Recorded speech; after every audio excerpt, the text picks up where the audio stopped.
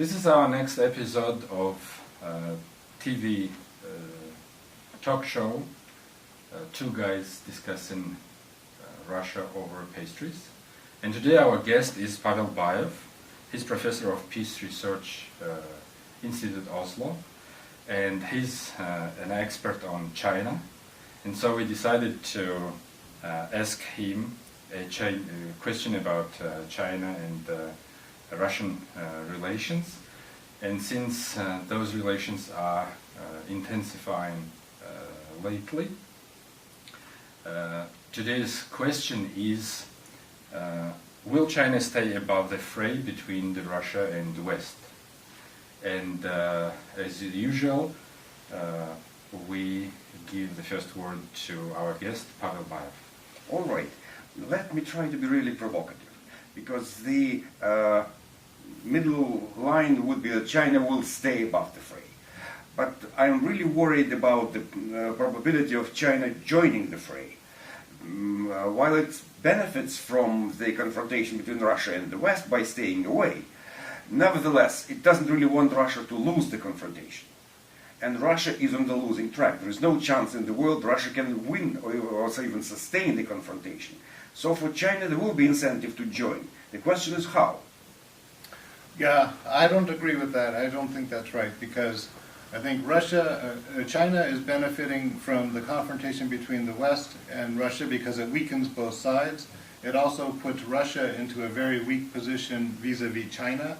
And I think obviously what China wants most from Russia is energy. And we've already seen China and Russia sign one deal where Russia was clearly under pressure to make concessions to China. And I think moving forward, China is going to be able to extract more concessions from Russia on the energy issue. So I think China will stay out of it, let Russia fight on its own, and hoping that the West will weaken Russia.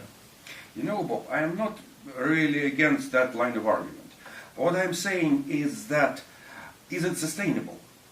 That proposition that China benefits from Russia being engaged in confrontation. And if the confrontation ends, if Russia is going down, China cannot really afford that, because then the West comes out victorious, strengthened, are able to reassert its control over the world order. China doesn't want that. Mm-hmm. So at a certain moment, joining the fray becomes not just an option, but a must for China. And it could use several different ways to join the fray, not certainly in the Western theater over Crimea, but for instance, in the disputed islands with Japan. Mm-hmm. Making a jump on these islands, very kind of firm land grab, and Japan is left without good options. Mm-hmm. Well, I mean, that's an interesting argument that you make, and clearly we need to take into account what's happening in the South China Sea and in the East China Sea. But what we really see here, I think, is China is always seeking its best advantage. And it's not clear that Russia's going to cave in anytime soon. It's not clear that the West really has the stomach to continue this fight. So I think China's just going to stand back. It's going to see what happens in the West-Russia confrontation. It's certainly keeping all of its options open in terms of its maritime conflicts with its neighbors.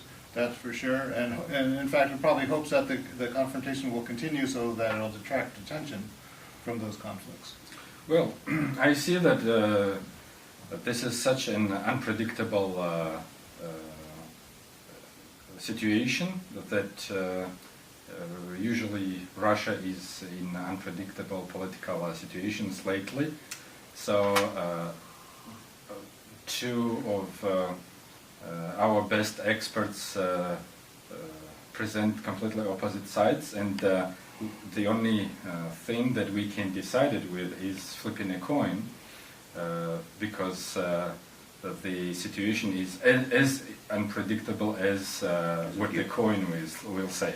So the question was, will China stay above the situation? So, and your position that it won't, it will join, and so you can choose heads or tails. Heads. And heads, China will join, tails, China will stays above the fray. And tails. Tails. Tails. So congratulations. China will stay above. We will see. We will see. Okay. Thank you very much for joining us.